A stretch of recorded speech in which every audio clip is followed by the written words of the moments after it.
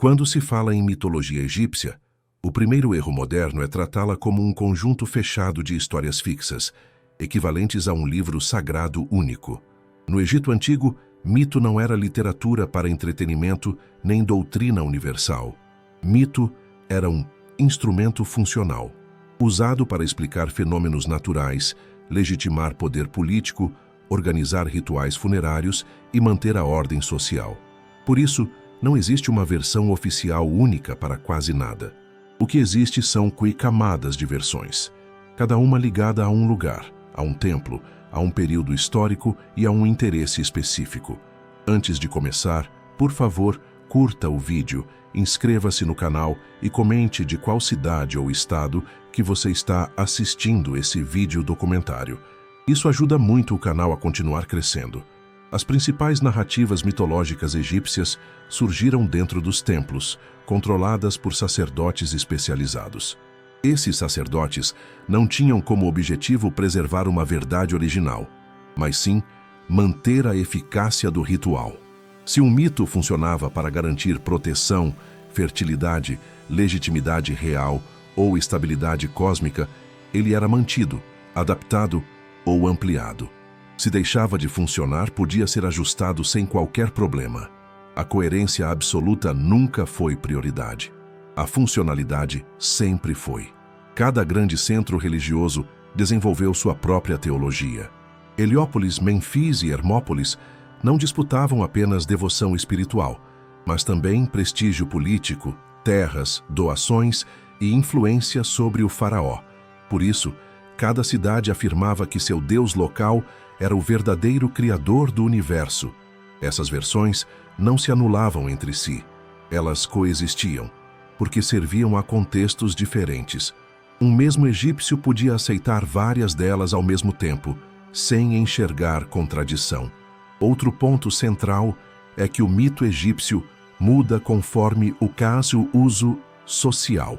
Há mitos aplicados à realeza, mitos funerários, mitos domésticos e mitos mágicos. A narrativa da criação do mundo, por exemplo, não é a mesma quando aparece em um hino real, em um texto funerário ou em uma inscrição de templo. O conteúdo é ajustado ao objetivo. Isso explica por que encontramos versões incompatíveis quando tentamos organizá-las como um sistema fechado moderno. O próprio conceito de segredo, na mitologia egípcia, nasce desse funcionamento. O que era secreto não era o conteúdo da história, mas quem podia acessá-la, quando e em qual forma. Certos textos só eram recitados dentro de áreas restritas do templo. Outros só apareciam em tumbas reais. Outros ainda eram adaptados para uso popular, com linguagem simplificada. O mistério, portanto, não está em mensagens ocultas deliberadamente enigmáticas, mas na fragmentação controlada do conhecimento. Grande parte do que hoje parece confuso ou contraditório é resultado direto desse modelo.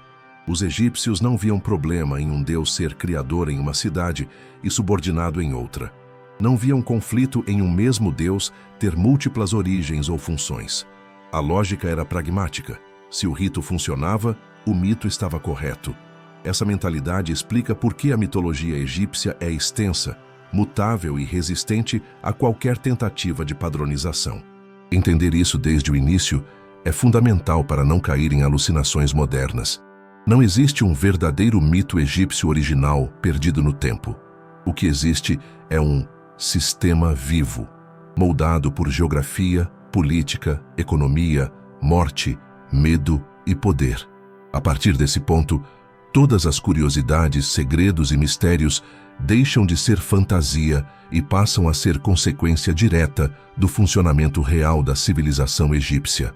No centro de toda a mitologia egípcia, existe um princípio operacional que não é simbólico nem filosófico no sentido moderno. Trata-se de uma lógica prática de sobrevivência. O mundo só continua existindo enquanto a ordem é mantida. Essa ordem não é abstrata. Ela se manifesta no ciclo do rio, na estabilidade do governo, na regularidade das colheitas, na justiça dos tribunais e na preservação dos mortos. Os egípcios chamavam esse estado de equilíbrio de ordem verdadeira, e tudo o que ameaçava essa estabilidade era classificado como caos. O caos não era visto como um evento raro ou distante. Ele era uma presença constante, sempre pronta para romper a estrutura do mundo. Secas, enchentes excessivas, invasões estrangeiras, fome, doenças e disputas internas eram manifestações diretas dessa força desagregadora. A mitologia egípcia nasce justamente como uma engenharia narrativa e ritual para conter essas ameaças.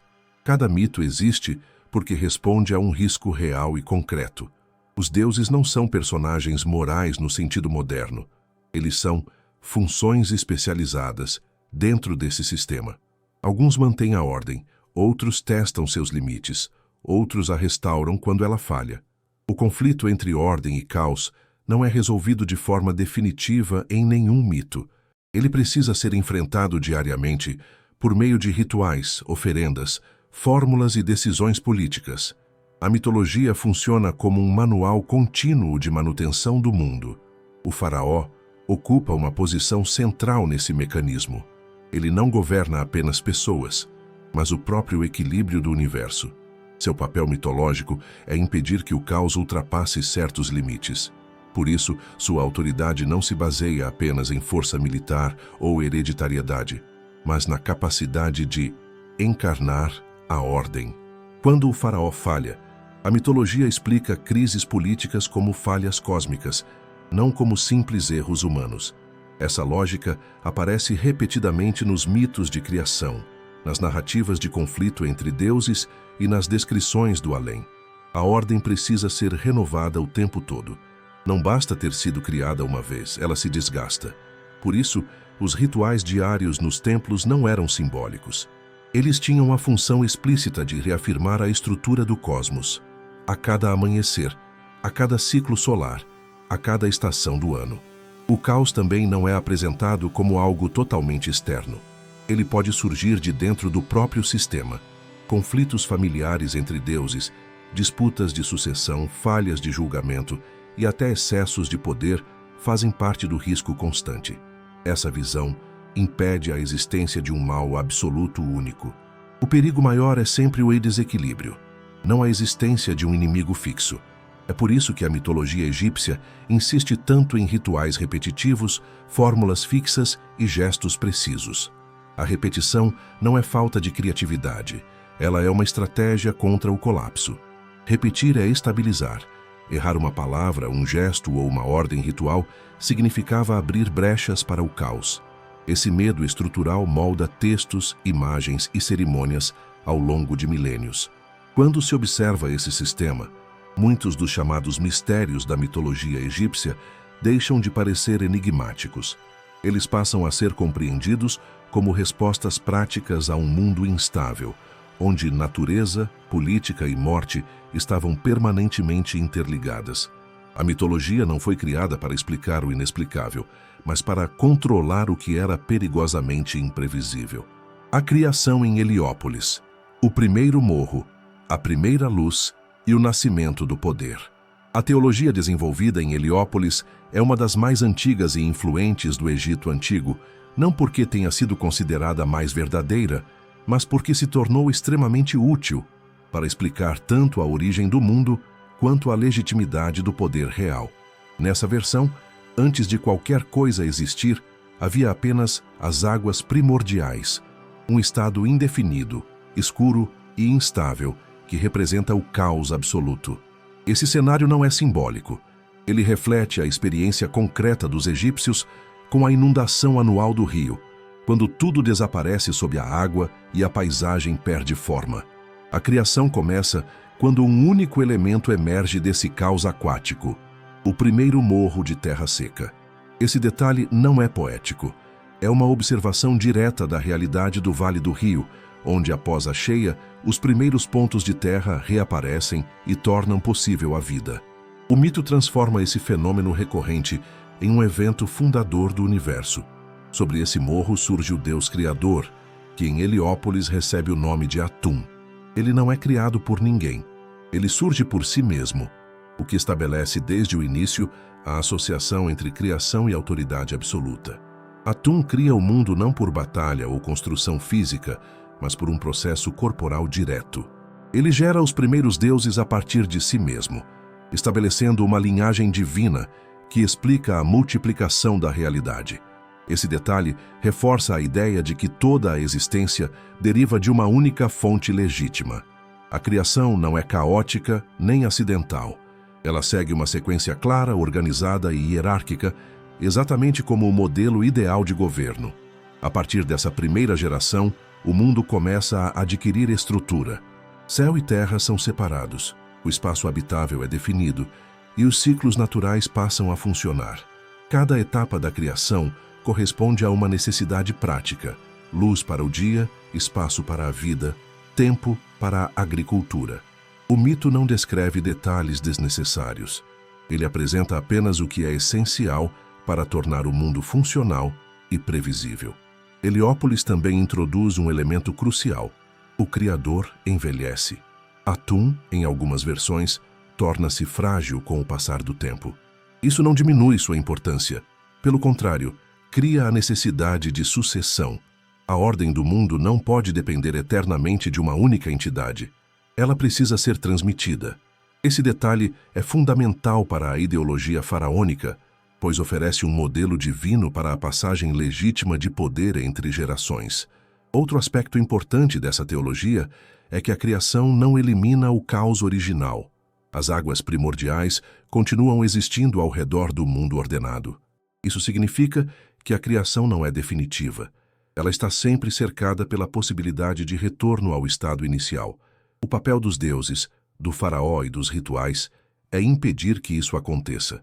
O mito, portanto, não celebra um começo distante, mas alerta para um risco permanente. A versão heliopolitana da criação se espalhou amplamente porque oferecia respostas claras para 3 problemas centrais da sociedade egípcia: de onde veio o mundo, por que o rei governa e o que acontece quando a ordem enfraquece.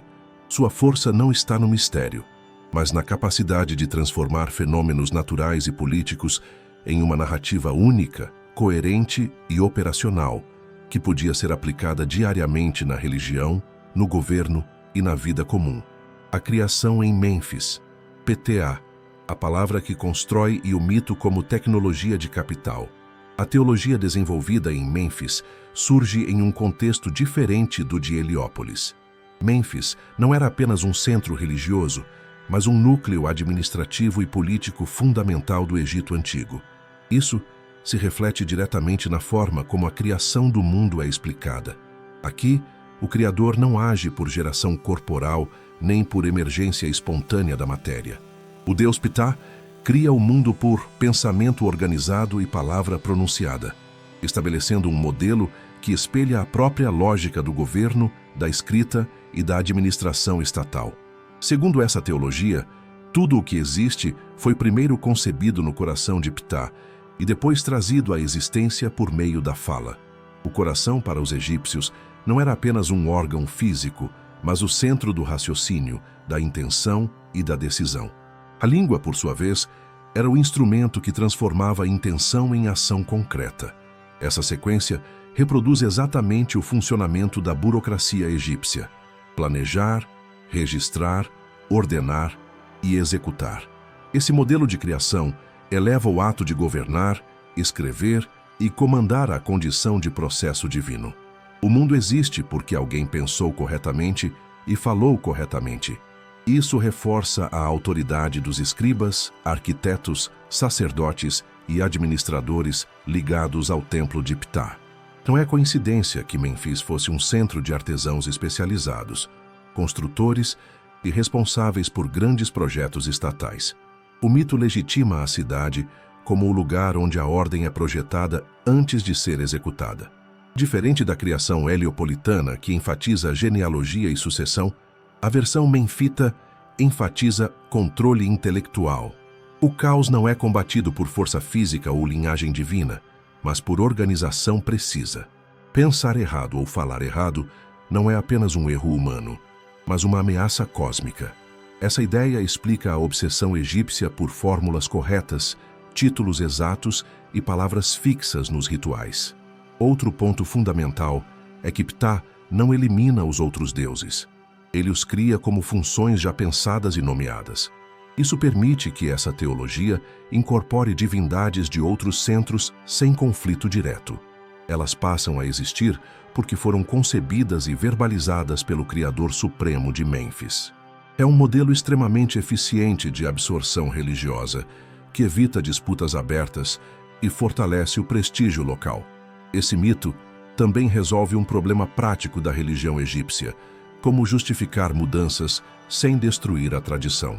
Se tudo nasce do pensamento e da palavra correta, novos deuses, novos rituais e novas interpretações podem surgir desde que sejam formalmente reconhecidos e nomeados. O sistema permanece estável mesmo enquanto se adapta. A criação em Mênfis não é uma alternativa poética à de Heliópolis. Ela é uma resposta política e administrativa às necessidades de um Estado complexo. Ao transformar o ato de planejar e falar em um gesto divino, essa teologia coloca o poder central, a escrita e a organização técnica no coração do universo. O mito não explica apenas como o mundo começou. Ele explica quem deve mandar e por quê. A criação em Hermópolis. 8 forças primordiais e a obsessão egípcia por classificar o caos. A teologia desenvolvida em Hermópolis parte de um problema diferente: como explicar o estado do mundo antes da ordem existir, sem recorrer a uma única entidade criadora centralizada. Em vez de um Deus solitário ou de um criador intelectual, Hermópolis apresenta o universo primordial como um conjunto de forças impessoais organizadas em pares. Esse sistema não busca narrativa dramática. Ele busca a classificação funcional do caos. No início, segundo essa tradição, existiam 8 forças primordiais organizadas em 4 pares masculino e feminino. Cada par representa um aspecto específico do estado caótico original: as águas infinitas, a escuridão, o oculto e a indeterminação. Essas forças não criam por vontade consciente. Elas existem, e sua interação produz as condições necessárias para que algo ordenado surja. O caos, aqui, não é inimigo. Ele é matéria-prima. Esse modelo reflete diretamente a mentalidade egípcia de decompor fenômenos complexos em categorias controláveis. Em vez de enfrentar o caos como um bloco único, Hermópolis o divide em componentes reconhecíveis. Cada componente pode ser nomeado, representado e ritualmente tratado. O mito funciona como um inventário do invisível, permitindo que o que é amorfo se torne manejável. A criação nesse sistema ocorre quando dessas forças surge um ponto de estabilidade, frequentemente representado por um ovo primordial ou por um espaço onde a luz pode emergir. Esse detalhe não é decorativo. Ele expressa a ideia de que a ordem não surge por imposição externa, mas por equilíbrio interno entre forças opostas. Quando o equilíbrio acontece, a criação se torna possível. Hermópolis não concorre diretamente com Heliópolis ou Mênfis. Sua teologia é especialmente útil para explicar fenômenos que não se encaixam bem em narrativas de autoridade política ou sucessão divina. Ela fornece uma linguagem para lidar com o indefinido, com o que não tem forma clara, com o que antecede qualquer estrutura conhecida. Por isso, seus conceitos aparecem com frequência em textos mágicos e cosmológicos mais técnicos. Outro ponto importante é que esse modelo reduz o papel do conflito. Não há uma batalha inicial entre ordem e caos. O foco está na organização progressiva. Isso reflete uma visão de mundo em que a estabilidade não é conquistada por violência, mas por ajuste contínuo. Essa abordagem complementa outras teologias ao oferecer uma explicação alternativa para a mesma realidade, sem anulá-las. A criação em Hermópolis mostra que a mitologia egípcia não busca uma resposta única para a origem do mundo. Ela constrói várias ferramentas conceituais para lidar com situações diferentes. Ao classificar o caos em forças nomeadas e pareadas, essa tradição transforma o desconhecido em algo ritualizável. O mistério não desaparece, mas passa a ter forma, função e limites claros dentro do pensamento egípcio. Ra, Atum e Amon. Quando o Deus Sol se torna um problema político. À medida que o Estado egípcio se consolida e se expande, surge uma necessidade prática: unificar crenças diversas sob uma lógica comum que sustente o poder central. É nesse contexto que o Deus solar deixa de ser apenas uma entidade natural associada à luz e passa a se tornar um puro instrumento político de alcance nacional. Ra, Atum e Amon não são deuses concorrentes no sentido moderno. Eles são soluções diferentes para o mesmo desafio, aplicadas em momentos e regiões distintas. Ra representa o Sol em movimento constante, atravessando o céu durante o dia e o mundo subterrâneo durante a noite. Esse ciclo diário oferece uma explicação perfeita para a continuidade da vida e para a necessidade de vigilância permanente contra o caos. O Sol nasce, envelhece ao longo do dia, morre ao entardecer e renasce na manhã seguinte. Esse modelo reforça a ideia de renovação contínua da ordem, algo essencial para um Estado que precisa se reafirmar diariamente. Atum, por sua vez, é frequentemente fundido a Ra para resolver um problema teológico específico. Enquanto Ra governa o movimento e a visibilidade, Atum governa o momento inicial e o fim do ciclo. A fusão cria uma divindade completa, capaz de explicar tanto o começo quanto a manutenção do mundo. Essa junção não é fruto de especulação espiritual, mas de ajuste administrativo do culto, permitindo que diferentes tradições convivam sob uma mesma autoridade solar. Amon entra nesse sistema de forma estratégica. Originalmente um deus local associado ao invisível e ao oculto, Amon ganha destaque quando sua cidade se torna politicamente dominante. Para legitimar essa ascensão sem romper com tradições antigas, Amon é fundido ao deus solar, tornando-se Amon-Ra. Essa fusão transforma um deus regional em soberano do panteão, sem apagar o passado nem provocar ruptura religiosa. Esse processo revela um dos grandes segredos da mitologia egípcia.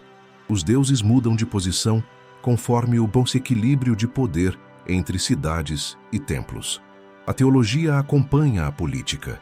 Quando um centro ganha influência, seu deus ganha atributos universais. Quando perde, sua importância diminui ou é absorvida por outra figura mais forte. Nada disso era visto como incoerência. Era adaptação institucional. A multiplicidade de nomes, títulos e formas do Deus solar também responde a necessidades rituais específicas. Um mesmo Deus pode ser invocado como criador, como juiz, como protetor ou como guerreiro, dependendo do contexto. Esses aspectos não são personalidades diferentes, mas funções ativadas conforme a demanda. O Sol não é apenas um astro, ele é um sistema completo de legitimidade. Com isso, a mitologia solar egípcia se transforma em uma engrenagem central de coesão do Estado.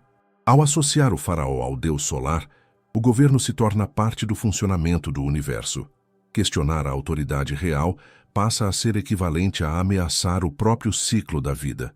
O mito não convence pelo mistério, mas pela repetição constante de uma lógica simples. Enquanto o Sol governa o céu, o faraó governa a terra. Osíris, Ísis, Sete e Horus. O mito que ensina sucessão, lei e vingança. O ciclo de Osíris não é apenas a narrativa mais conhecida da mitologia egípcia. Ele é o modelo jurídico e político mais importante, já produzido por essa civilização. Diferente dos mitos de criação, que explicam como o mundo surge, esse mito explica como o poder deve passar de uma geração para outra, o que acontece quando essa passagem é violada e quais são os limites aceitáveis do conflito interno. Osíris aparece como um rei civilizador. Ele ensina agricultura, leis e rituais, trazendo estabilidade ao mundo humano. Isso não é idealização moral. É um retrato do governante que mantém a ordem funcionando.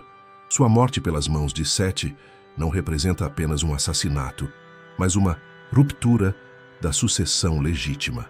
Sete não derrota Osíris em guerra aberta. Ele o elimina por engano e traição, simbolizando a quebra das regras internas do sistema. Ísis entra como a figura que impede o colapso total. Seu papel não é apenas emocional ou maternal. Ela age como agente de restauração institucional. O A recolhe o corpo, recompõe o que foi destruído e utiliza fórmulas rituais para devolver identidade ao morto. Essa reconstrução não traz Osíris de volta ao governo dos vivos. Ela cria algo novo, um soberano do além. Assim, o poder não desaparece, apenas muda de domínio. Horus nasce dessa reorganização. Ele não é herdeiro direto no sentido simples. Ele precisa sim provar sua legitimidade. O conflito entre Horus e Sete não é uma guerra caótica entre bem e mal. É um processo longo de disputas, julgamentos e provas diante de uma assembleia divina. O mito descreve perdas físicas, acusações falsas, alianças políticas e decisões adiadas, refletindo conflitos reais de sucessão enfrentados pelo Egito ao longo de sua história. O julgamento final não é imediato nem simples. Sete não é destruído, ele é derrotado juridicamente. Horus vence porque sua reivindicação é reconhecida como legítima. Isso estabelece um princípio fundamental. O poder não se mantém apenas pela força, mas pelo reconhecimento formal da ordem correta. Mesmo um conflito violento precisa terminar dentro da lei cósmica. Esse mito também explica por que Osíris se torna o juiz dos mortos. Ele foi um rei justo, assassinado injustamente e restaurado por meio de rituais corretos. Sua experiência o qualifica para julgar outros destinos após a morte. Ao mesmo tempo, Horus se torna o modelo do faraó vivo. Cada rei governante é visto como Horus em exercício, enquanto o rei morto passa a ser Osíris. O chamado mistério desse ciclo não está em símbolos ocultos, mas na sua eficiência como sistema explicativo. Ele justifica a realeza, define limites para a violência política, legitima o tribunal divino e oferece uma resposta clara ao trauma da morte.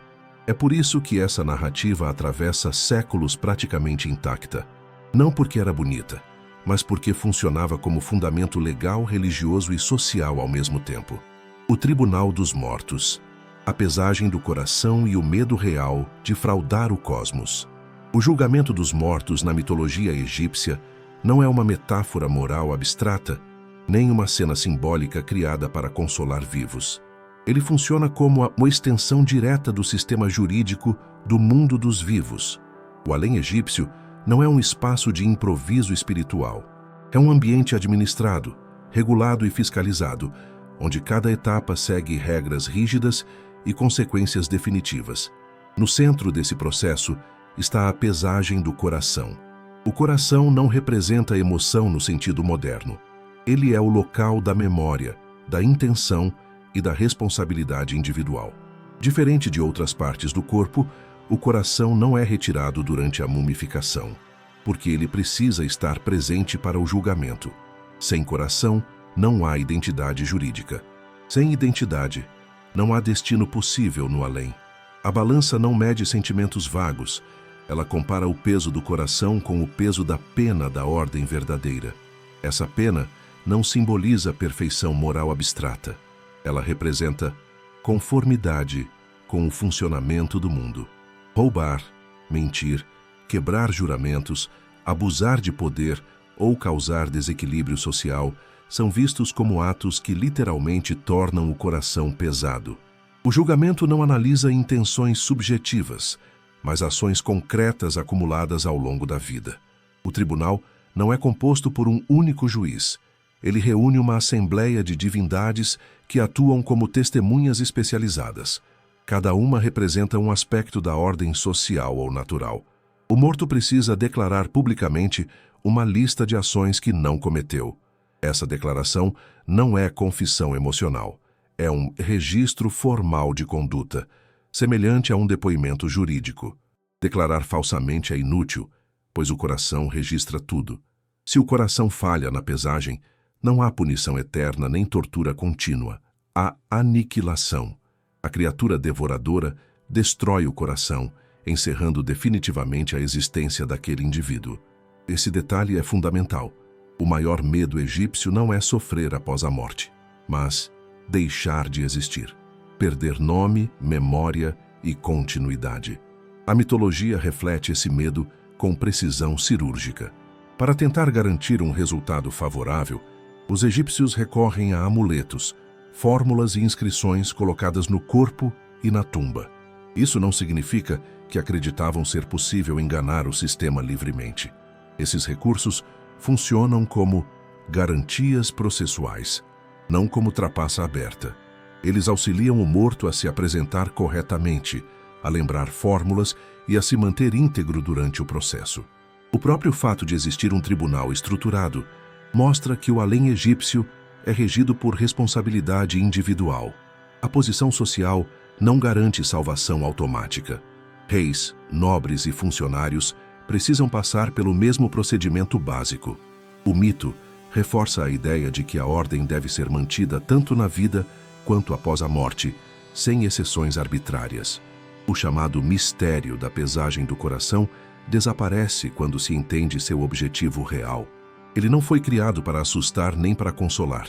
Ele foi criado para prolongar a disciplina social para além da morte, garantindo que o comportamento humano continuasse alinhado à ordem cósmica, mesmo quando nenhuma autoridade terrena estivesse observando. O Livro dos Mortos não é um livro, um conjunto flexível de instruções para a sobrevivência.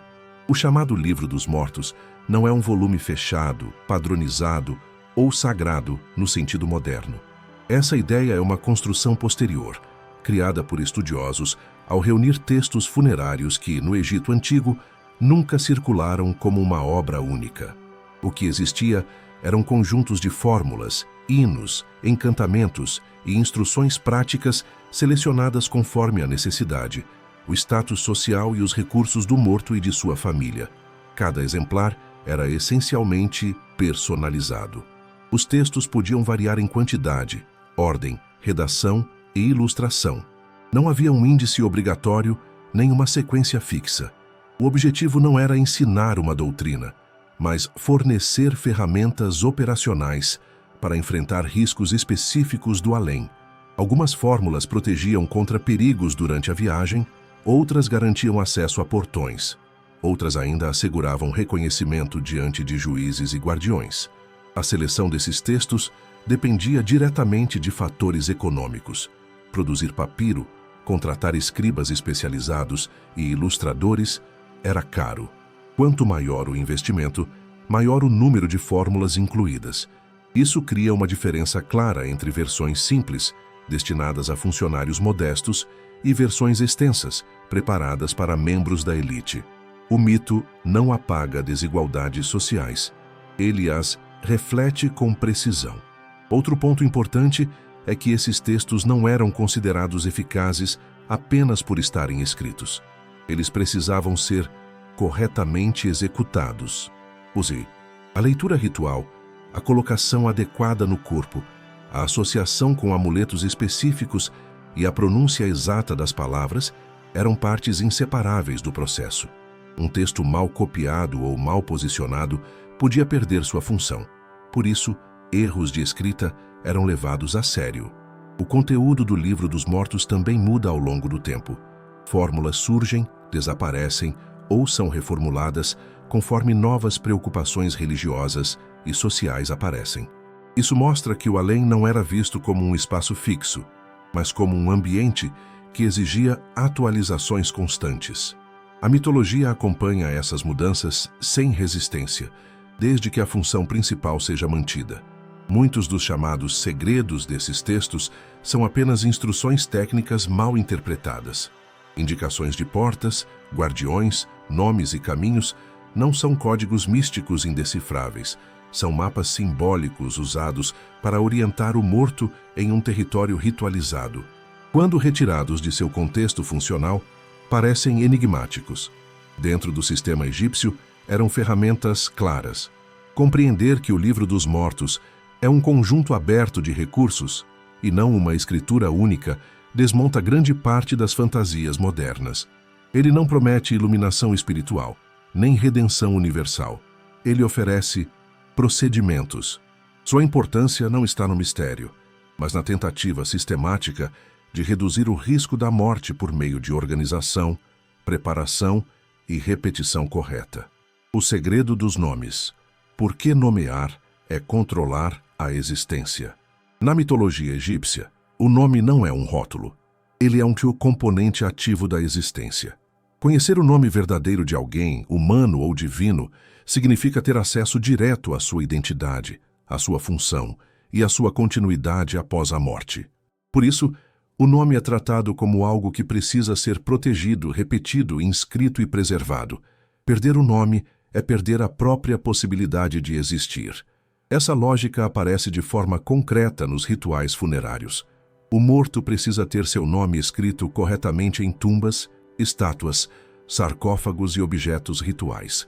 Essas inscrições não são homenagens simbólicas. Elas funcionam como âncoras de identidade. Enquanto o nome puder ser lido, pronunciado ou reconhecido, a pessoa continua tendo presença no mundo e no além. Quando o nome desaparece, a existência se dissolve. É por isso que apagar nomes é uma punição extrema. Reis considerados ilegítimos, traidores ou perigosos têm seus nomes martelados em inscrições oficiais. Essa prática não busca apenas apagar a memória histórica, ela visa interromper a continuidade espiritual daquele indivíduo. Sem nome, não há oferendas, não há reconhecimento e não há julgamento adequado após a morte. A punição ultrapassa o tempo de vida. Os deuses seguem a mesma lógica. Muitos deles possuem múltiplos nomes, títulos e epítetos. Cada nome ativa uma função específica. Invocar o nome correto no contexto correto é essencial para que o ritual funcione. Usar o nome errado, incompleto ou fora de ordem pode anular o efeito desejado. O nome é tratado como uma ferramenta técnica, não como expressão poética. Esse princípio explica a importância das listas de nomes em textos mágicos e rituais.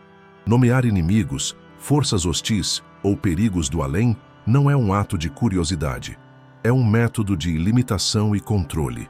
Aquilo que não é nomeado permanece indefinido e, portanto, perigoso. Aquilo que recebe um nome passa a ter forma, limites e possibilidade de contenção ritual. O segredo nesse contexto não está em esconder nomes para criar mistério, mas em restringir o acesso ao conhecimento correto. Certos nomes divinos eram reservados a sacerdotes específicos ou a momentos rituais precisos. Isso garante que o poder associado ao nome não seja usado de forma inadequada. O controle do nome é, portanto, controle de autoridade.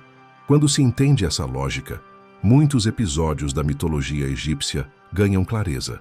Disputas entre deuses, rituais de proteção, ameaças inscritas em tumbas e fórmulas mágicas deixam de parecer simbólicas ou supersticiosas. Elas passam a ser vistas como parte de um sistema coerente no qual existir, agir e ser lembrado dependem diretamente de ser corretamente nomeado. Magia oficial. Feitiço como tecnologia do Estado, não como folclore. No Egito Antigo, magia não era uma prática marginal, secreta ou associada a indivíduos isolados. Ela fazia parte do má funcionamento regular do Estado, integrada aos templos, à medicina, ao direito e à proteção do faraó. O erro moderno é imaginar a magia egípcia como superstição popular. Na prática, ela operava como um conjunto de técnicas formais, destinadas a intervir em situações de risco real. A magia oficial era exercida por sacerdotes treinados, muitas vezes os mesmos que atuavam como médicos, escribas e administradores rituais.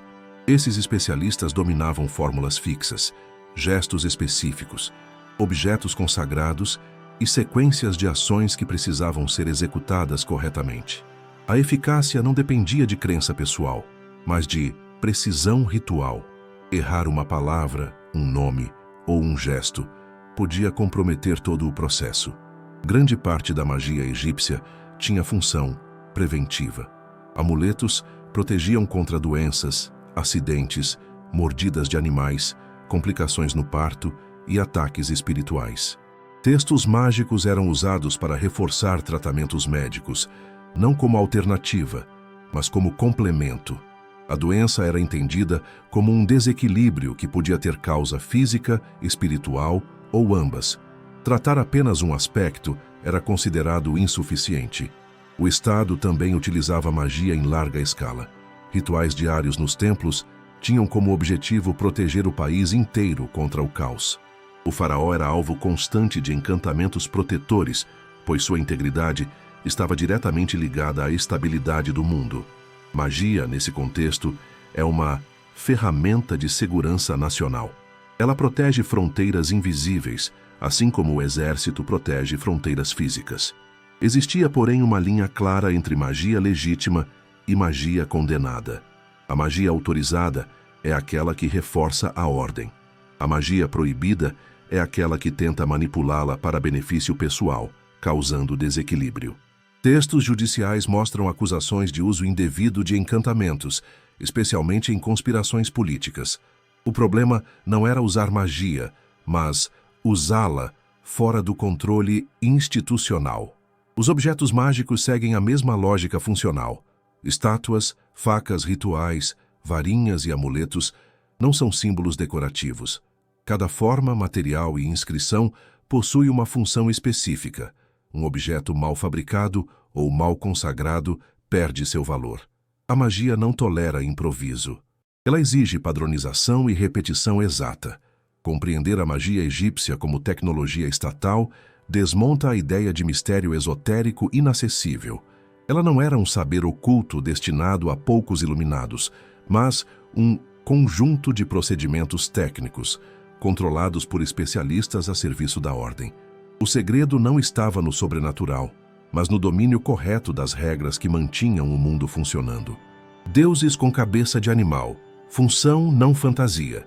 Uma das maiores fontes de confusão sobre a mitologia egípcia é a representação dos deuses com corpos humanos e cabeças de animais. Esse formato não nasce de imaginação simbólica livre, nem de adoração ingênua a animais. Ele é uma linguagem técnica de função, criada para comunicar rapidamente o papel que cada divindade exerce dentro da ordem do mundo. No Egito Antigo, o animal não é escolhido por aparência ou exotismo. Ele é escolhido por seu comportamento observável. O falcão representa visão ampla, domínio do céu e ataque preciso. O chacal representa vigilância de fronteira, atividade noturna e proximidade com necrópolis. O íbis representa atenção, ritmo e associação com escrita e medição. O gato representa controle de pragas, proteção doméstica e equilíbrio entre agressividade e cuidado.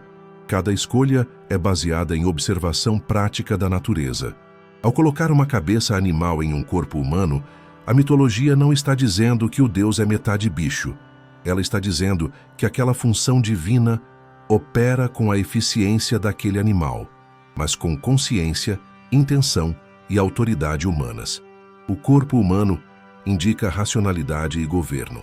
A cabeça animal indica especialização funcional. É uma forma visual de classificação, não de mistério. Essa linguagem permite que qualquer pessoa reconheça imediatamente o tipo de poder envolvido, mesmo sem ler textos. Em uma sociedade onde a maioria da população não dominava a escrita, a iconografia era essencial. Um deus com cabeça de falcão comunica soberania e proteção real. Um deus com cabeça de crocodilo comunica força imprevisível associada ao rio. Um deus com cabeça de touro comunica fertilidade, vigor e potência produtiva. Esse sistema também explica por que um mesmo deus pode ter múltiplas formas. A forma muda conforme a função ativada. Em certos contextos rituais, a ênfase está na força. Em outros, na proteção. Em outros, na vigilância. O animal escolhido acompanha essa necessidade específica. Não há contradição. A coadaptação visual ao uso ritual. A veneração de animais vivos segue a mesma lógica, mas com um nível adicional de cuidado. Certos animais eram vistos como manifestações temporárias da função divina. Eles não eram adorados como indivíduos comuns, mas tratados como portadores de um papel sagrado. Sua morte não encerrava o culto. Outro animal assumia a função, mantendo a continuidade do sistema. Quando essa lógica é ignorada, surgem interpretações modernas fantasiosas que tratam os deuses egípcios como híbridos místicos ou figuras mitológicas no sentido literário. Na realidade, essas imagens são parte de um sistema visual altamente racional, criado para comunicar poder, função e ordem de maneira imediata e eficaz. Os deuses com cabeça de animal não escondem segredos sobrenaturais. eles revelam de forma direta como os egípcios organizavam o mundo, observavam a natureza e transformavam o comportamento animal em modelo funcional de autoridade divina. Anubis e o bastidor da morte. Quem realmente controla a passagem? Anubis não é o juiz supremo do além, nem o governante do mundo dos mortos. Sua função é mais precisa e, por isso mesmo, decisiva. Ele é o técnico da transição, o responsável por garantir que a passagem entre vida e morte ocorra sem falhas. Em um sistema que teme, acima de tudo, a dissolução da identidade, essa função é crítica. Se o processo falha, o morto não chega ao tribunal, não é julgado e não continua existindo. A associação de Anubis com o chacal não é simbólica no sentido abstrato. O chacal habita bordas, desertos e necrópolis. Ele circula entre espaços vivos e mortos. Essa observação direta da natureza é transformada em função divina. Anubis vigia limites. Ele protege o corpo, orienta o processo funerário e supervisiona o caminho inicial do morto no além. Sem ele, a ordem não começa. A mumificação, frequentemente tratada como ritual místico, é na prática um procedimento técnico rigoroso. Cada etapa tem um objetivo funcional: impedir a decomposição, preservar a forma, manter a identidade reconhecível e permitir que as partes espirituais se reconectem ao corpo quando necessário. Anubis é o patrono desse processo porque ele garante que o trabalho seja executado corretamente, não porque ele seja um deus da morte no sentido genérico. As oficinas funerárias funcionavam como centros especializados. Havia divisão de tarefas, materiais padronizados e prazos definidos. O mito legitima essa estrutura ao colocar Anubis como supervisor divino. Isso transforma uma atividade econômica e técnica em um serviço sagrado.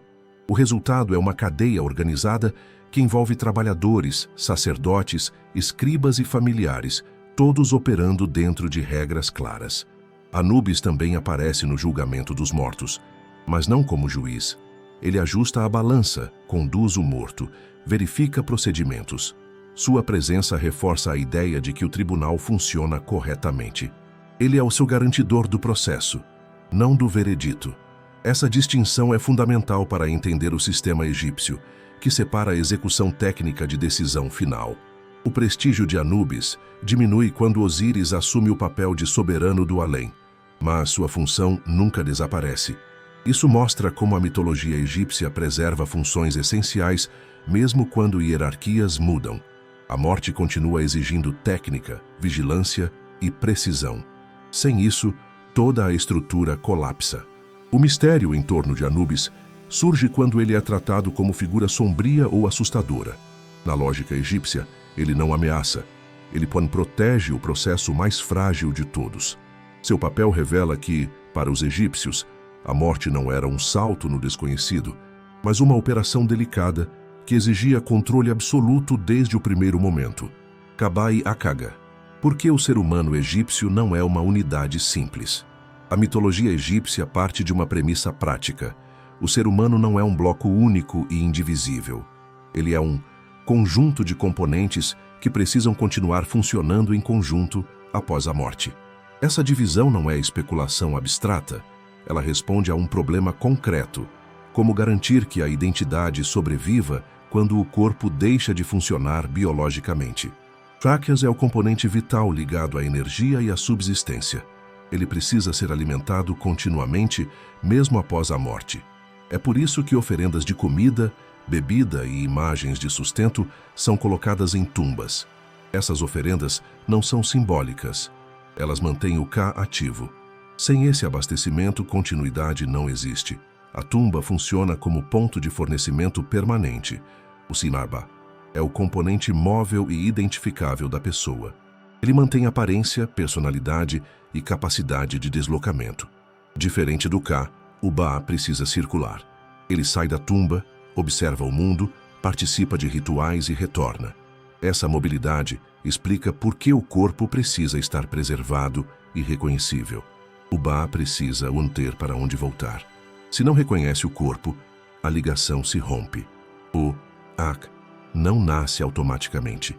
Ele é o resultado do sucesso do processo. Quando Ka e Ba conseguem se reunir corretamente, após rituais adequados e julgamento favorável, surge o Aka-H. O Aka é o estado eficaz do morto, capaz de agir, influenciar e existir de forma plena no além. Ele não é um espírito genérico. Ele é um indivíduo funcional, integrado à ordem cósmica. Essa divisão explica por que tantos cuidados funerários são necessários. Não basta enterrar o corpo. É preciso preservar forma, garantir oferendas, manter o nome visível e executar rituais corretos. Cada falha compromete uma parte do sistema. A morte não é um evento único, mas uma sequência de etapas técnicas. A confusão moderna surge quando essas partes são traduzidas como alma. Essa simplificação apaga a lógica operacional egípcia. Para os egípcios, a sobrevivência não depende de fé interior, mas de uma manutenção externa contínua. A responsabilidade não termina com a morte. Ela se transfere para a família, para o templo e para a comunidade. Essa estrutura também reforça o controle social. Se a família não mantém o culto funerário, o morto perde sustentação. Se o nome é apagado, a identidade se dissolve. Se o corpo é destruído, o Ba não retorna. A mitologia cria, assim, um sistema onde vivos e mortos permanecem ligados por obrigações práticas. O chamado mistério do ser humano egípcio não está em uma metafísica complexa. Ele está na percepção de que existir exige funcionar corretamente em várias camadas ao mesmo tempo. A mitologia não promete imortalidade automática. Ela oferece um método técnico para continuar sendo alguém depois da morte, desde que todas as partes sejam preservadas e integradas. Am-Duat, a viagem noturna do Sol e o mapa operacional do submundo. O Am-Duat não é um texto simbólico sobre espiritualidade profunda, nem uma alegoria filosófica sobre luz e escuridão. Ele é um mapa técnico do submundo, criado para descrever com precisão o que acontece quando o Sol desaparece no horizonte e atravessa o mundo subterrâneo durante a noite. Para os egípcios, esse percurso não era opcional nem metafórico. Se o Sol falhasse nessa travessia, o amanhecer não ocorreria e o mundo retornaria ao caos. A noite é dividida em 12 segmentos sucessivos, cada um representando uma etapa específica da jornada. Essa divisão não é decorativa. Ela organiza o tempo noturno, da mesma forma que o dia é organizado pelo movimento solar visível. Cada segmento possui guardiões, portas, obstáculos e aliados. Nada é aleatório. O submundo funciona como um pass-sistema compartimentado, onde acesso e progressão dependem de reconhecimento correto. O Sol não atravessa esse território sozinho. Ele viaja em uma barca, acompanhado por deuses especializados que protegem, orientam e executam tarefas específicas. Alguns combatem forças hostis, outros mantêm o ritmo da viagem, outros verificam passagens. O movimento contínuo é essencial. Parar significa falhar. A imobilidade é uma ameaça tão grande quanto o ataque direto. No ponto central da noite, ocorre o confronto mais crítico. O Sol enfraquecido precisa enfrentar a grande força do caos que tenta interromper o ciclo. Essa batalha não é final nem decisiva no sentido absoluto. Ela acontece todas as noites. O caos não é eliminado. Ele é contido temporariamente. O sucesso do Sol garante apenas mais um dia de existência ordenada. Os túmulos reais são decorados com cenas do Am-Duat, porque o faraó morto precisa acompanhar esse percurso. Assim como o Sol, ele deve atravessar a noite para renascer em outro estado de existência. O mapa não é ilustrativo, ele serve como guia funcional, permitindo que o rei reconheça caminhos, entidades e procedimentos. Sem esse conhecimento, a travessia falha. Esse sistema também reforça a ideia de que a ordem é frágil e exige esforço constante. Nem mesmo o Sol está seguro. Ele precisa de apoio, rituais e aliados para cumprir sua função. Isso legitima a necessidade de rituais diários nos templos, que auxiliam simbolicamente a barca solar em sua jornada noturna. O chamado mistério do Am-Duat surge quando ele é lido como literatura mística. Na prática, ele é um manual de operação do cosmos, descrevendo como a continuidade do tempo, da luz e da vida depende de uma sequência precisa de ações repetidas noite após noite. Para os egípcios, o amanhecer não era garantido. Ele era conquistado diariamente. Apep, a serpente do caos, o inimigo que nunca pode ser destruído. Apep não é um vilão no sentido narrativo moderno, nem uma entidade criada para ser derrotada em um evento final. Ele é a personificação funcional do caos permanente, aquilo que nunca desaparece e nunca pode ser eliminado de forma definitiva. A mitologia egípcia é explícita nesse ponto. Se o caos fosse destruído por completo, o próprio sistema do mundo deixaria de existir. O perigo não é a presença de Apep, mas a possibilidade de ele não ser contido. Apep habita o submundo e atua principalmente durante a viagem noturna do Sol. Seu objetivo não é governar nem substituir a ordem, mas interromper o movimento. Ele tenta parar a barca solar, imobilizar o tempo e devolver o mundo ao estado indiferenciado das águas primordiais. O caos aqui não cria algo novo, ele desfaz o que já foi organizado. O combate contra Apep não é uma guerra heróica pontual. Ele ocorre todas as noites, repetidamente, sem progresso acumulado. Cada vitória dura apenas até o próximo ciclo. Essa lógica elimina a ideia de salvação definitiva. A existência depende de uma manutenção constante, não de triunfo final. A mitologia egípcia rejeita a noção de um fim absoluto do mal. Os rituais contra Apep refletem essa visão. Sacerdotes realizavam cerimônias diárias que incluíam fórmulas de contenção, imagens do inimigo sendo amarrado, cortado ou queimado. Essas ações não simbolizam ódio ou vingança. Elas funcionam como reforço ritual da estabilidade, auxiliando o Sol em sua tarefa noturna. O ritual não mata Apep. Ele o enfraquece temporariamente. A existência de Apep também justifica falhas e crises. Enchentes excessivas, secas, eclipses, derrotas militares e instabilidade política podem ser interpretadas como momentos em que o caos ganhou vantagem. Isso impede que o sistema colapse conceitualmente. A ordem não falhou por ser falsa. Ela foi temporariamente superada, exigindo resposta ritual e administrativa. Importante notar que Apep não possui culto. Ele não recebe templos, oferendas nem sacerdotes dedicados. Isso reforça sua função específica. Ele não é uma alternativa à ordem. Ele é o limite contra o qual a ordem se define. Nomeá-lo, representá-lo e combatê-lo são formas de mantê-lo dentro de fronteiras controláveis. O mistério de Apep desaparece quando se entende seu papel real. Ele não existe para ensinar lições morais, nem para representar um mal absoluto.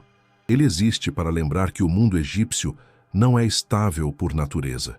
A estabilidade precisa ser conquistada diariamente, com esforço contínuo, vigilância ritual e organização social.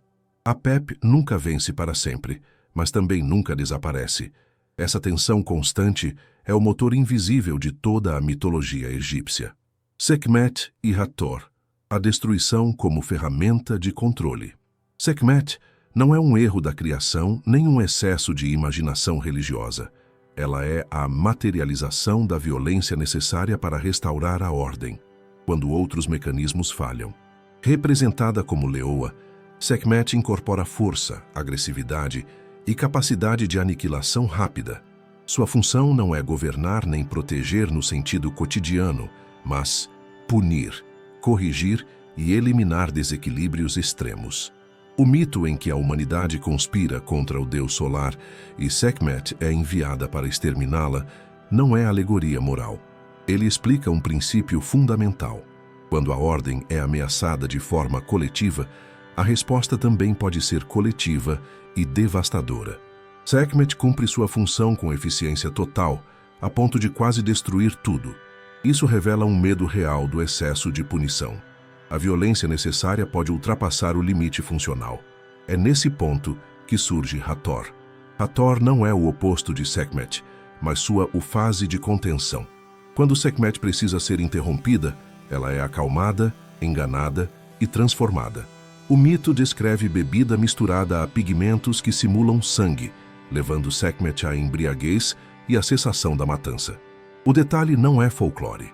Ele mostra que a destruição precisa de ofreios institucionais para não se tornar autodestrutiva. Esse ciclo explica como o Egito lida com calamidades. Epidemias, guerras e punições severas são vistas como manifestações de Sekhmet. Festas, rituais e apaziguamento surgem como estratégias para reconduzir o sistema ao equilíbrio. A religião fornece uma narrativa que legitima tanto a violência estatal quanto sua interrupção controlada. Sekhmet também está associada à medicina. Doenças são vistas como ataques que exigem força corretiva. Curar é combater. Isso não contradiz o papel destrutivo da deusa. Pelo contrário, reforça sua função como agente de intervenção extrema. Hathor, nesse contexto, representa a restauração da normalidade após a crise. O mistério dessas deusas não está na dualidade simbólica, mas na clareza do sistema. A ordem precisa de força para se defender, mas também precisa de mecanismos para impedir que essa força destrua aquilo que deveria proteger. A mitologia egípcia não romantiza a violência, ela a administra. Thoth, escrita, medição e o controle do real. Thoth não ocupa sua posição na mitologia egípcia por sabedoria abstrata ou iluminação espiritual. Ele existe porque o Egito depende de registro preciso, cálculo correto e repetição exata para continuar funcionando. Em um ambiente onde a ordem do mundo pode ser comprometida por um erro mínimo, a escrita e a medição não são auxiliares da religião. Elas são fundamento da realidade. A escrita egípcia não serve apenas para comunicar. Ela fixa a existência. Aquilo que é escrito corretamente passa a existir de forma estável. Aquilo que não é escrito, ou é escrito de maneira incorreta, corre o risco de se dissolver. Por isso, nomes, títulos, fórmulas, rituais e registros administrativos exigem precisão absoluta. Thoth garante que essa precisão seja mantida, tanto no mundo dos vivos quanto no além. Nos tribunais humanos, contratos, decisões e sentenças só se tornam válidos quando registrados. No tribunal dos mortos ocorre o mesmo princípio. Thoth atua como escriba durante a pesagem do coração. Ele registra o resultado do julgamento. Esse registro não é simbólico. Ele encerra o processo. Uma vez escrito, o veredito não pode ser alterado. A escrita transforma a decisão em fato definitivo. A associação de Thoth com a lua reforça sua função de regulação do tempo. O calendário egípcio depende da observação lunar para organizar meses, festivais religiosos, ciclos agrícolas e cobranças de imposto. Um erro de cálculo compromete colheitas, rituais e arrecadação. Thoth não governa o tempo de forma mística, ele garante que o tempo seja medido corretamente. Essa função explica a posição privilegiada dos escribas na sociedade egípcia. Eles não são meros copistas. Eles operam o mecanismo que mantém o mundo ordenado. Um escriba mal treinado é uma ameaça sistêmica. Por isso, a formação é longa, rigorosa e restrita. O conhecimento não é escondido por mistério, mas por controle de competência. Thoth também aparece como árbitro em disputas divinas, não porque decide quem está certo moralmente, mas porque verifica conformidade com as regras. Ele mede, compara, registra. Sua autoridade vem do método, não da força. Em um sistema onde até os deuses precisam respeitar procedimentos, Thoth representa o limite técnico que ninguém pode ultrapassar. O chamado segredo de Thoth é direto e incômodo. Quem controla o registro controla o que é considerado real. A mitologia egípcia não disfarça isso, ela institucionaliza. Por isso, escrita, contagem e medição são tratadas como atos sagrados. Não porque sejam místicos, mas porque sem eles a ordem simplesmente não se sustenta. Bes e Taweret, proteção doméstica e o medo do cotidiano. Nem toda a mitologia egípcia foi construída para sustentar o Estado, o faraó ou a ordem cósmica em grande escala. Uma parte essencial dela nasce do medo imediato, cotidiano e recorrente, o risco do parto, a morte infantil, a doença súbita, os perigos da noite e a fragilidade da vida dentro da casa. É nesse espaço que atuam Bes e Taweret, divindades que não governam templos monumentais, mas protegem o que é mais instável. Bes não possui aparência majestosa nem postura solene. Ele é representado de forma agressiva, desproporcional e grotesca. Essa escolha não é estética nem simbólica no sentido abstrato. A função de Bes é afastar ameaças invisíveis, especialmente aquelas associadas ao sono, à sexualidade, à gestação e à infância. O que assusta, repele. O que intimida, protege. Sua imagem funciona como um mecanismo de defesa visual permanente. Diferente dos grandes deuses, Bes não é invocado por longos hinos nem rituais complexos. Ele aparece em amuletos, móveis, objetos domésticos e instrumentos musicais. Sua presença é contínua, não cerimonial. Ele atua onde o controle institucional não alcança, onde sacerdotes e tribunais não entram. O lar é o espaço mais vulnerável da sociedade egípcia, e Bes é designado para defendê-lo. Taweret cumpre função complementar. Associada à gravidez, ao parto e à amamentação, ela representa a proteção da continuidade biológica. O parto no Egito Antigo é um evento de alto risco. Mortes maternas e infantis são comuns. Taweret existe para intervir nesse momento crítico, oferecendo proteção ritual onde a medicina prática é limitada. Sua forma combina força e fertilidade, refletindo a tensão entre criação e perigo. Essas divindades revelam um aspecto central da mitologia egípcia. Ela não é construída apenas para explicar o universo, mas para reduzir ansiedade prática. Amuletos, imagens e pequenas estatuetas não são objetos decorativos. Eles funcionam como presença protetora constante, reforçando a sensação de segurança em ambientes onde o risco é permanente. O culto doméstico não exige autorização estatal nem grande investimento.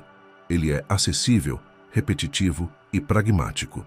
Isso explica por que Bes e Taweret mantêm popularidade constante ao longo de séculos, independentemente de mudanças políticas ou religiosas. Enquanto o Estado muda, o medo do parto, da noite e da morte precoce permanece. O mistério dessas divindades surge quando se tenta interpretá-las como versões menores ou folclóricas dos grandes deuses. Na realidade, elas atuam onde os grandes sistemas falham. Elas não mantêm o cosmos. Elas mundo protegem a vida no ponto mais frágil, garantindo que a ordem social possa continuar a partir do nível mais básico, a sobrevivência dentro da casa. Oráculos. Como o Deus decide sem falar.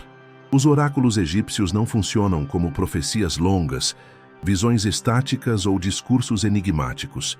Eles operam por um sistema simples, controlado e verificável, criado para resolver decisões humanas sem abrir espaço para interpretação excessiva. O objetivo do oráculo não é revelar o futuro distante, mas em autorizar ou negar uma ação imediata. O procedimento é direto. Uma pergunta é formulada de maneira fechada, geralmente exigindo resposta afirmativa ou negativa. A imagem do Deus é então colocada em procissão carregada por sacerdotes. A resposta não vem por voz, mas por movimento ritual. Avançar, recuar, inclinar ou permanecer imóvel indica a decisão divina. Não há discurso, não há explicação. Há veredito. Esse sistema reduz a ambiguidade. Ao limitar as respostas possíveis, o oráculo impede disputas interpretativas posteriores. Isso é fundamental em decisões jurídicas, administrativas e políticas. Quando a resposta vem do Deus, registrada diante de testemunhas, a responsabilidade deixa de ser humana. A autoridade passa a ser transferida para a esfera divina, protegendo quem executa a decisão. Os oráculos são usados para resolver conflitos de propriedade, nomeações de cargos, punições, absolvições e até decisões militares. Eles não substituem tribunais ou administração. Eles legitimam o resultado, quando a decisão humana é arriscada ou politicamente sensível. O oráculo funciona como selo final de validade. O controle do ritual é essencial. Apenas sacerdotes autorizados participam da procissão. A formulação da pergunta segue regras rígidas. O espaço é delimitado. Isso garante que o oráculo não se torne imprevisível. A resposta divina precisa ser clara, rápida e socialmente aceitável. O sistema não busca mistério, busca estabilidade. Importante notar que o oráculo não cria novas leis nem novas doutrinas. Ele opera dentro da ordem existente. O Deus não revoluciona o sistema. Ele confirma ou nega ações específicas. Isso preserva a continuidade institucional e impede rupturas perigosas. O oráculo não governa. Ele autoriza. O chamado mistério dos oráculos egípcios nasce da expectativa moderna de revelações sobrenaturais complexas. Na prática, eles são um mecanismo de gestão de risco. Quando a decisão humana pode gerar conflito, o Deus decide. E quando o Deus decide, a contestação perde força. A mitologia aqui não prevê o futuro. Ela controla o presente. Akhenaton, a tentativa de quebrar um sistema que funcionava. A experiência religiosa associada a Akhenaton não representa iluminação espiritual nem avanço teológico. Ela representa uma ruptura operacional em um sistema que havia sido refinado por séculos para lidar com instabilidade, diversidade regional e risco político. O problema não foi a ideia central, mas o que ela desmontou ao redor. Ao concentrar o culto em um único princípio solar e reduzir drasticamente o papel das divindades tradicionais, Akhenaton removeu a modistribuição funcional do sagrado. O sistema egípcio funcionava porque múltiplos deuses atendiam múltiplos contextos: templo, casa, morte, guerra, parto, colheita, tribunal. Cada função tinha um operador divino específico. Ao simplificar isso, o Estado perdeu redundância. E em sistemas complexos, perder redundância é perder estabilidade. Os templos tradicionais não eram apenas centros religiosos.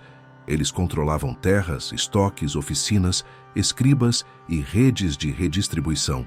Ao enfraquecê-los, Akhenaton não apenas alterou crenças, mas desorganizou a economia e a administração. A mitologia egípcia sempre esteve integrada à logística. Retirar os deuses é retirar os mecanismos que sustentam o cotidiano. Outro ponto crítico é que o novo culto não oferecia substitutos funcionais. Não havia divindades domésticas equivalentes, proteção específica para o parto, para a morte, para a doença ou para o julgamento. O sistema ficou concentrado, abstrato e distante da vida comum. Isso criou um purna vácuo religioso prático, não apenas um conflito ideológico. Após a morte de Akhenaton, a reação é rápida e sistemática. Nomes são apagados, imagens são destruídas e o sistema anterior é restaurado. Isso não ocorre por vingança espiritual, mas por necessidade estrutural. O Egito retorna ao modelo que garante funcionamento contínuo. A experiência é tratada como erro administrativo, não como heresia metafísica. O chamado mistério desse período não está em crenças secretas ou revelações ocultas. Ele está na demonstração clara de que a mitologia egípcia Ska não tolera soluções absolutas. Ela prefere complexidade controlada à simplicidade instável. O fracasso da reforma mostra que, para o Egito, religião não é verdade isolada, mas infraestrutura. Quando a infraestrutura falha, o sistema inteiro entra em risco. Fusões divinas, como o Egito evitou guerras religiosas sem eliminar ninguém. A mitologia egípcia desenvolveu um mecanismo extremamente eficiente para lidar com disputas religiosas sem recorrer à exclusão ou destruição de cultos: a fusão divina. Esse processo não é confusão teológica nem sincretismo ingênuo. Ele é uma boa estratégia política e administrativa, criada para integrar poderes locais, sacerdócios concorrentes e tradições regionais dentro de um mesmo sistema funcional. Quando duas cidades ou templos disputavam prestígio, não era necessário declarar um deus falso e o outro verdadeiro. A solução era fundi-los. Ao unir nomes, atributos e funções, o sistema preservava a autoridade de ambos os centros, evitando conflitos abertos. A fusão não apagava identidades. Ela somava competências. Cada deus mantinha seu histórico, mas passava a operar em conjunto com outro, ampliando alcance e legitimidade. Essas fusões seguem lógica clara. Elas ocorrem quando há sobreposição de funções ou necessidade de integração territorial. Um deus local invisível pode ser unido a um deus solar nacional. Um deus funerário pode ser unido a um deus criador. O resultado é uma divindade composta, capaz de atender múltiplos contextos rituais sem ruptura. A mitologia age como ferramenta de unificação administrativa. Importante notar que a fusão não exige consenso popular imediato. Ela começa nos textos oficiais, nos títulos sacerdotais e nas inscrições de templo. Com o tempo, passa a ser incorporada em rituais, hinos e iconografia. O processo é gradual. Isso evita resistência e permite adaptação contínua. O sistema não impõe mudança brusca. Ele absorve. As fusões também resolvem um problema central: como atualizar o panteão sem destruir a tradição. Novas necessidades surgem, novas cidades ganham poder, novos contextos aparecem. Em vez de criar um Deus completamente novo, o Egito prefere recombinar funções existentes. Isso preserva a memória, reduz instabilidade e mantém coerência ritual. O chamado mistério das fusões divinas surge quando se tenta organizar o panteão egípcio como um sistema fixo e hierárquico. Ele nunca foi isso. Ele é um sistema adaptativo, projetado para sobreviver a mudanças políticas e sociais profundas.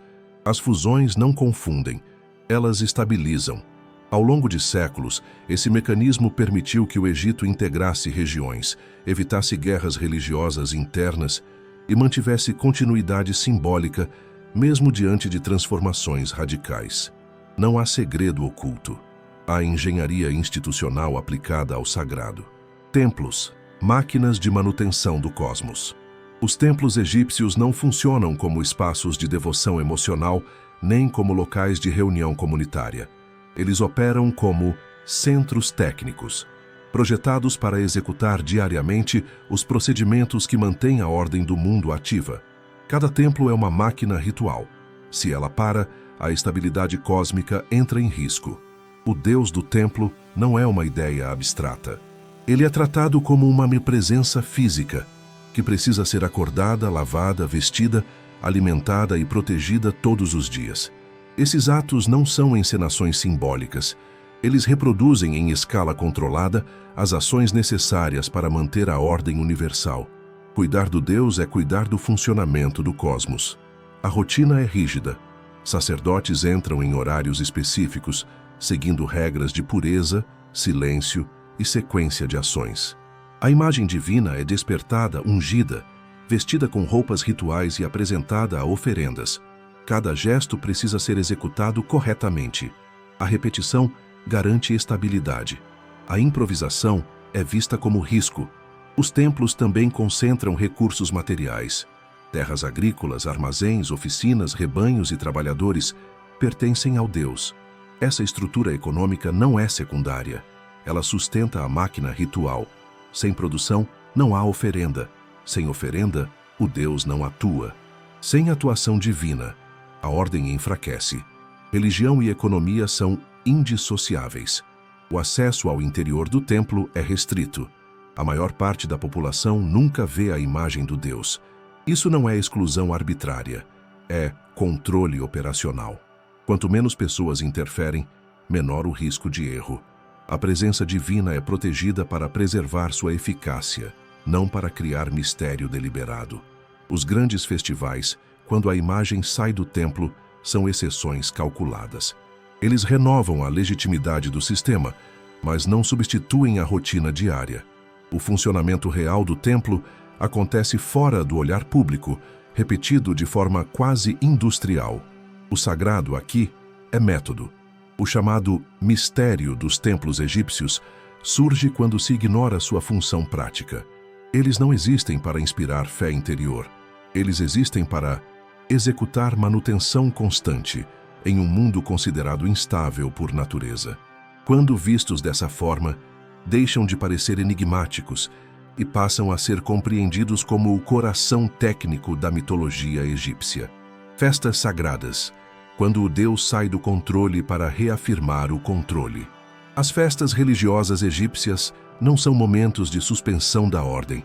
Elas são operações calculadas de reforço da ordem, executadas justamente quando a presença divina é retirada temporariamente do espaço controlado do templo. A saída do Deus não representa liberdade ritual. Representa renovação pública de legitimidade. Durante a maior parte do tempo, a imagem divina permanece inacessível, protegida no interior do templo, operando por meio de rituais diários restritos. Nas festas, essa regra é quebrada de forma deliberada. A imagem é colocada em procissão, transportada por sacerdotes, exposta ao olhar coletivo e conduzida por trajetos definidos. Nada é improvisado.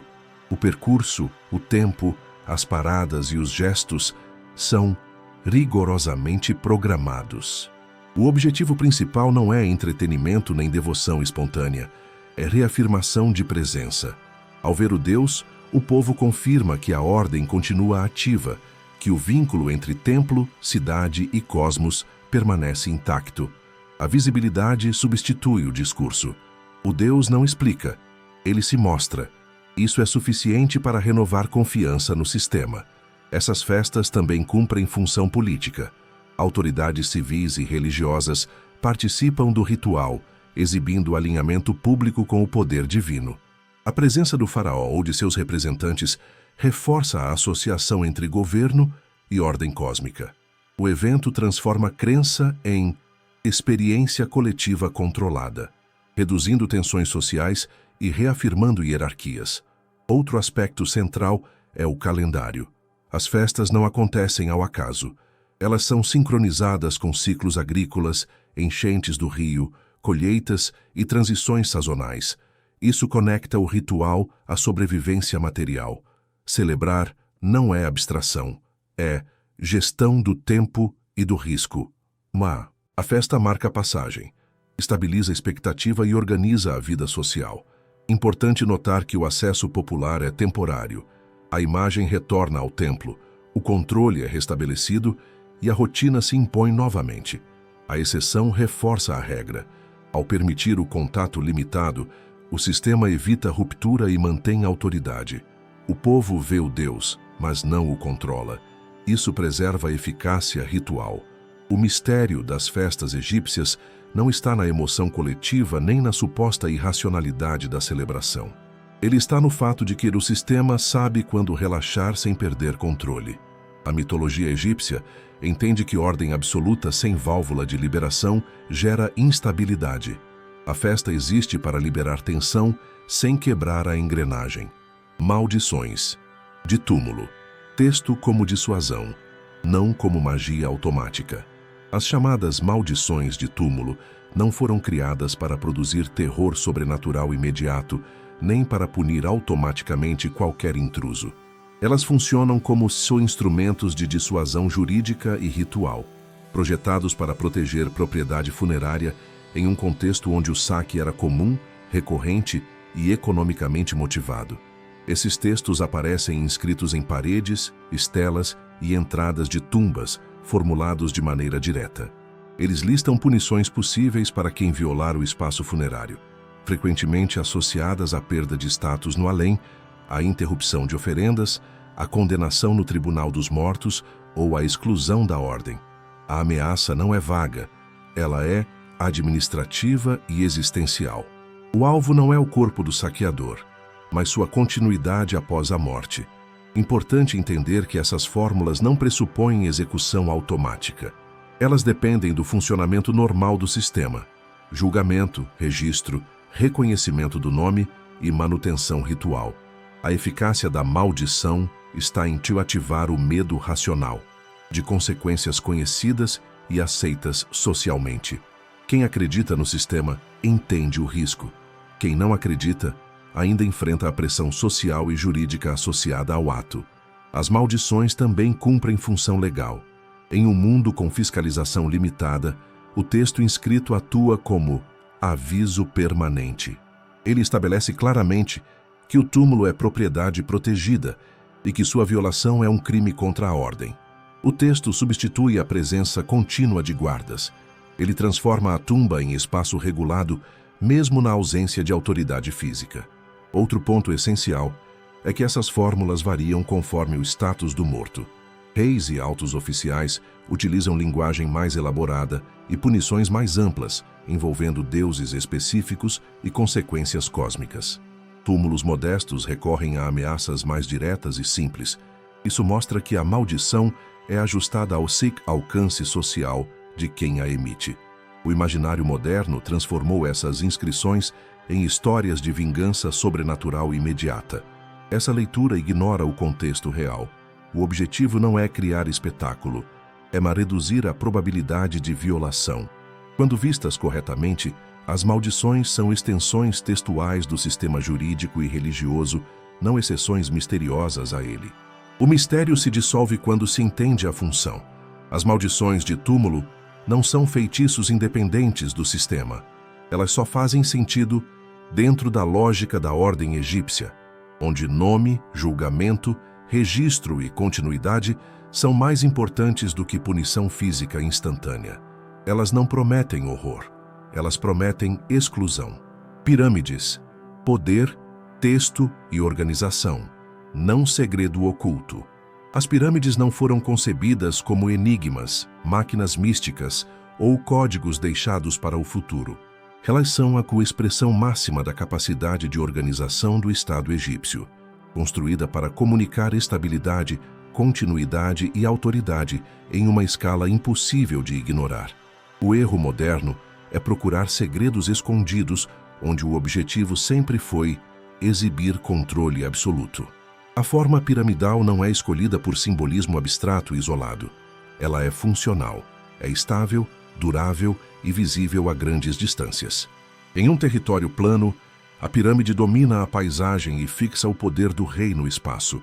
Ela não aponta mistérios para o céu. Ela ancora a realeza na terra, transformando o governo em elemento permanente do ambiente. O interior das pirâmides não é decorado para visitantes. Ele é projetado para operar ritualmente. Os textos inscritos nas câmaras não contam histórias. Eles executam funções.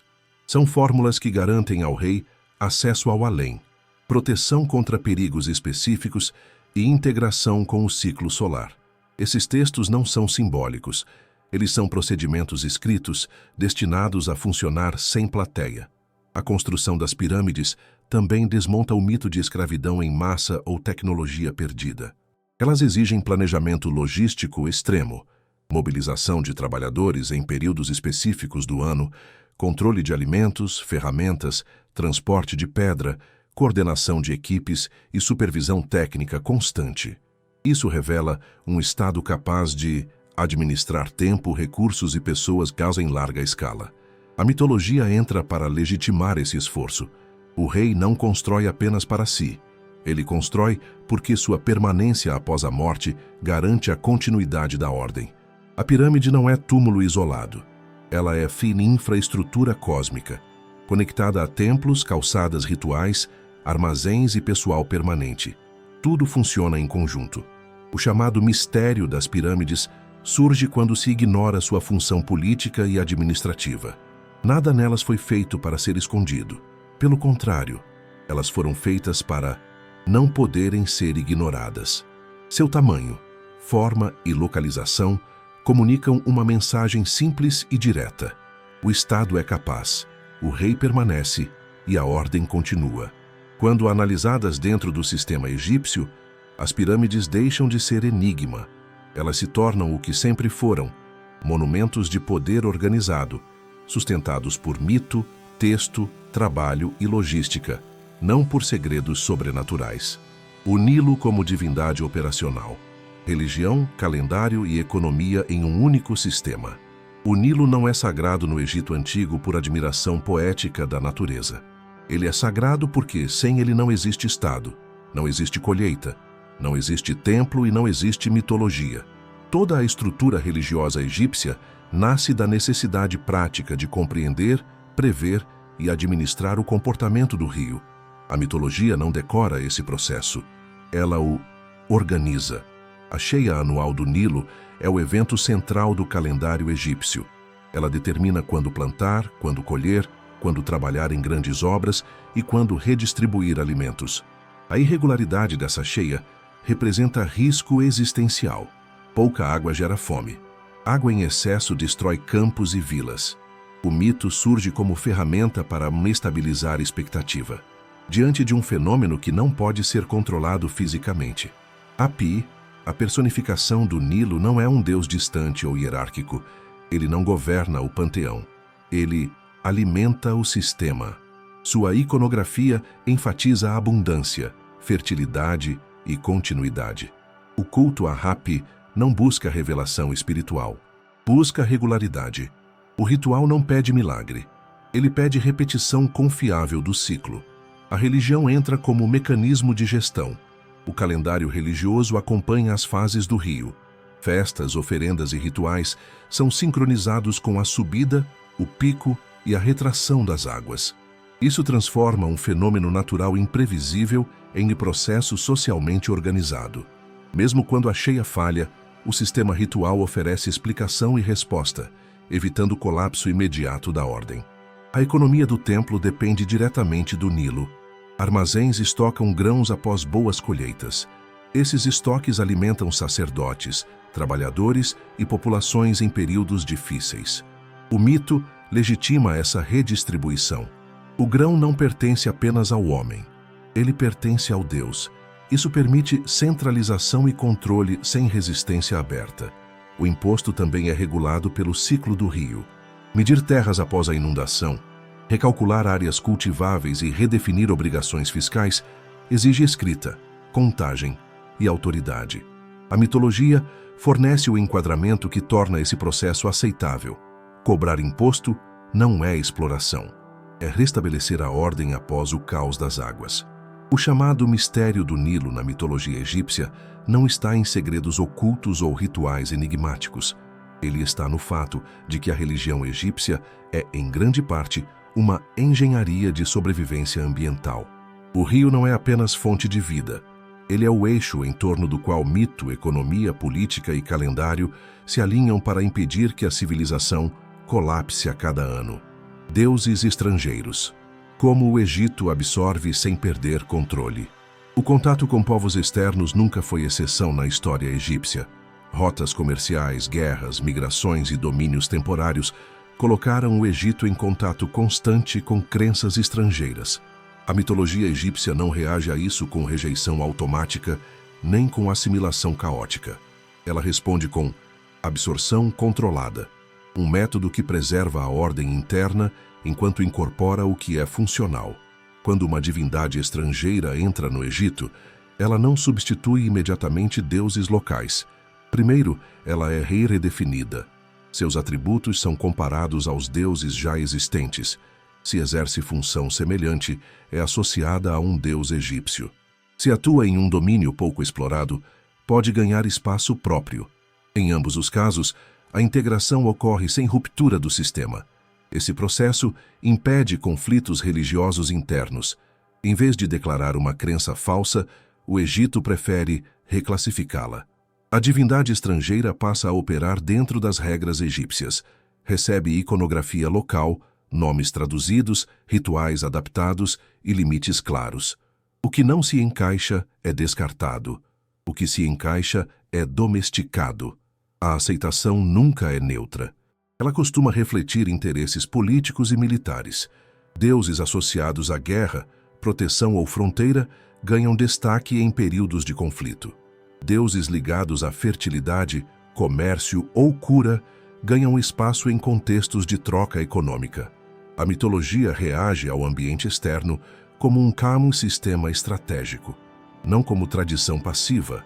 Mesmo quando governantes estrangeiros assumem o poder, o panteão egípcio não é destruído.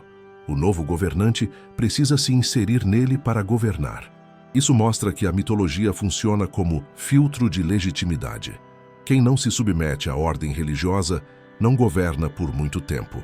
O sistema absorve o governante, não o contrário. O erro moderno é interpretar essa flexibilidade como confusão ou falta de identidade religiosa. Na realidade, ela é sinal de robustez institucional. Sistemas rígidos quebram sob pressão externa. O egípcio se adapta, absorve e continua operando. O chamado mistério da presença de deuses estrangeiros no Egito desaparece quando se entende a lógica. Eles não são intrusos descontrolados, eles são recursos integrados, aceitos apenas na medida em que reforçam e nunca ameaçam a ordem que sustenta o mundo egípcio.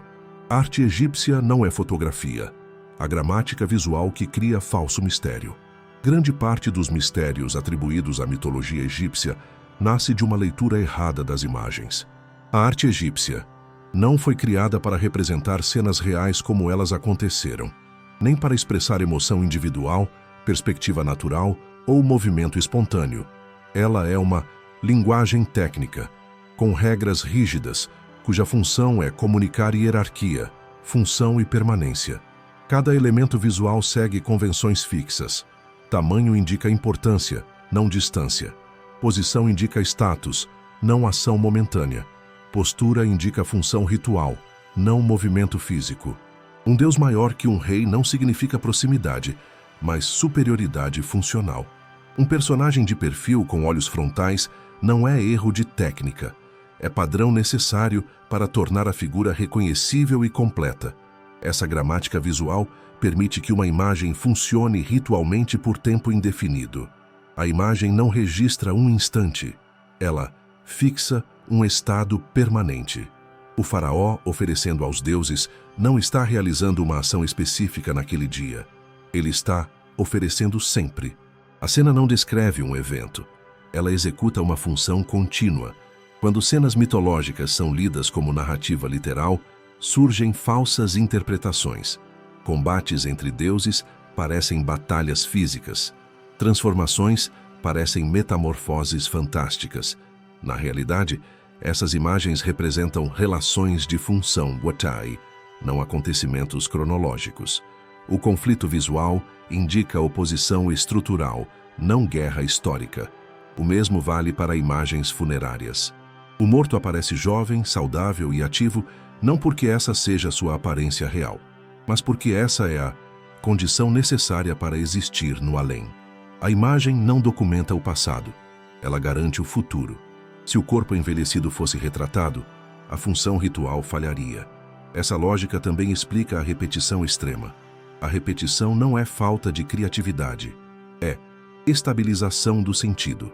Mudar a forma visual introduz risco. Manter a forma garante continuidade. Por isso, estilos artísticos permanecem praticamente inalterados por séculos, mesmo com mudanças políticas profundas. O chamado mistério da arte egípcia surge quando ela é analisada com critérios modernos de expressão artística. Quando vista dentro do seu próprio sistema, ela deixa de ser enigmática. Ela se revela como um código visual altamente eficiente, projetado para manter a ordem, reforçar a mitologia e impedir que o tempo corroa a função das imagens. Porque a mitologia egípcia ainda parece um cofre fechado. A mitologia egípcia continua sendo tratada como um grande mistério, não porque esconda segredos deliberados, mas porque foi construída para funcionar, não para ser explicada a observadores externos milhares de anos depois. Ela não nasce como narrativa didática, nem como sistema filosófico fechado. Ela nasce como infraestrutura de manutenção da realidade, distribuída entre templos, rituais, textos técnicos, imagens padronizadas e práticas cotidianas. O conhecimento mitológico egípcio nunca esteve concentrado em um único lugar. Ele era fragmentado por função. Certos textos pertenciam ao templo, outros ao túmulo, outros à casa, outros ao tribunal, outros à oficina do escriba.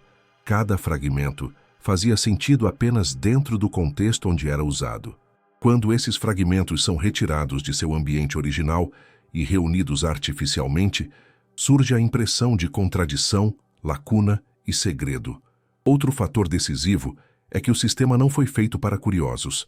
Ele foi feito para operadores.